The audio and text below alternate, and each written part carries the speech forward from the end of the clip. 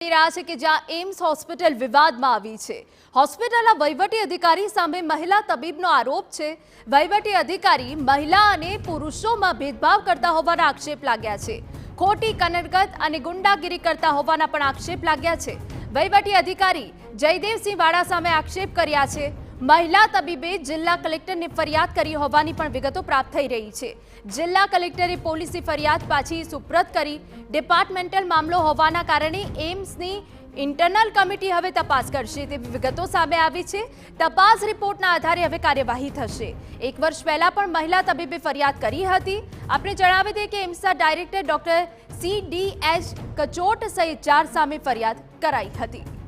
તો હવે તપાસ રિપોર્ટના આધારે કાર્યવાહી થશે। કમિટી પહેલા તપાસ કરશે અને તે બાદ કાર્યવાહી કરવામાં આવશે। ડિપાર્ટમેન્ટલ મામલો હોવાના કારણે હવે કમિટી તપાસ કરશે તેવી વિગતો મળી રહી છે। અને આપને જણાવી દઈએ કે હોસ્પિટલના વહીવટી અધિકારી ઉપર મહિલાએ જે આરોપો મૂક્યા છે હવે તે કમિટી તપાસ કરશે કે આખરે આરોપો કેટલા સાચા છે અને તે બાદ હવે તપાસના આધારે હવે કાર્યવાહી થશે। આપને જણાવી દઈએ આ પહેલા પણ ડાયરેક્ટર સહિત 4 સામે ફરિયાદ થઈ હતી અને ફરી એક વખત એમ્સ વિવાદમાં આવી છે જ્યાં મહિલા તબીબે અનેક આક્ષેપ કર્યા છે। દાદાગીરી ગુંડાગીરી થતી હોવાના આક્ષેપ કર્યા છે। સાથે સાથે મહિલા પુરુષમાં ભેદભાવ કરાતો હોવાનો આક્ષેપ કર્યો છે। હવે તપાસ કમિટી દ્વારા સત્ય સામે આવશે। અમારા સંવાદદાતા મોહિત ભટ્ટ વધુ વિગતે વાત કરવા જોડાયા છે। મોહિત, આ પહેલા પણ એમ્સ હોસ્પિટલમાં આ પ્રકારની ઘટના બની ગઈ છે, ત્યારે હવે ઇન્ટરનલ મામલો હોવાના કારણે હવે તપાસ કમિટી આની તપાસ કરશે, તે બાદ કાર્યવાહી કરશે, શું વિગત? હિના, જે સૌરાષ્ટ્રની જે એમ્સ છે તેમાં એક વિવાદ છે તે સર્જાયો છે। મહિલા પ્રોફેસર છે તેમના દ્વારા જે એક પત્ર લખી અને જિલ્લા કલેક્ટરને ફરિયાદ કરવામાં આવી છે, જેમાં તેમના દ્વારા દાવો કરવામાં આવ્યો છે કે એમ્સના સત્તાધીશો છે તેમના દ્વારા તેમને પરેશાન છે તે કરવામાં આવ્યા છે। ખાસ કરીને જે વહીવટી વિભાગના વડા છે જયદેવસિંહ વાડા તેમના દ્વારા તેમને ટોર્ચર કરવામાં આવી રહ્યું છે। એટલું જ નહીં પરંતુ મહિલા પુરુષનો ભેદ છે તે કરવામાં આવ્યો છે।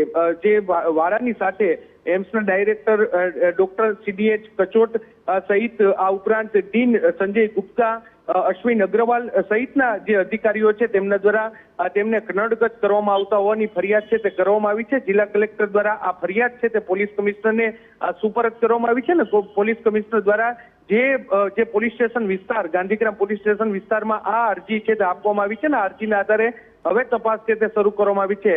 આખો મામલો છે તે એમ્સનો ઇન્ટરનલ મામલો હોવાને કારણે ગાંધીગ્રામ પોલીસ છે તેમના દ્વારા જે એમ્સના સત્તાધીશો છે તેમને જાણ કરવામાં આવી છે ને ઇન્ટરનલ કમિટી છે તેમના દ્વારા સમગ્ર મામલે તપાસ કરી અને રિપોર્ટ જ્યારે આપવામાં આવશે તે રિપોર્ટના આધારે કાર્યવાહી કરવામાં આવશે તેવું કહેવામાં આવી રહ્યું છે। બીજી તરફ જે એમ્સના સત્તાધીશો છે તેમના દ્વારા દાવો કરવામાં આવ્યો છે કે મહિલા છે તે વારંવાર આ પ્રકારની ફરિયાદ કરવાની ટેવવાળા છે। 1 વર્ષ પહેલા પણ તેમને આ પ્રકારની ફરિયાદ કરી હતી પરંતુ તેમની પાસે કોઈ પ્રકારના પુરાવા છે તે ન હતા અને એક પ્રકારે પોતાની જે એમ્સના જે વહીવટકર્તાઓ છે તેમને હેરાન કરવા માટેનો આ ઈરાદો હોય તેવું તેમનો બચાવ છે। જોવાનું રહેશે કે આ સમગ્ર મામલે ઇન્ટરનલ કમિટી છે તે કયા પ્રકારનો રિપોર્ટ આપે છે। જી બિલકુલ, આભાર મોહિત, ખૂબ અગત્યની જાણકારી આપ આપી રહ્યા છો। તો ઇન્ટરનલ કમિટી હવે તપાસ કરશે અને તપાસ રિપોર્ટના આધારે કાર્યવાહી કરાશે।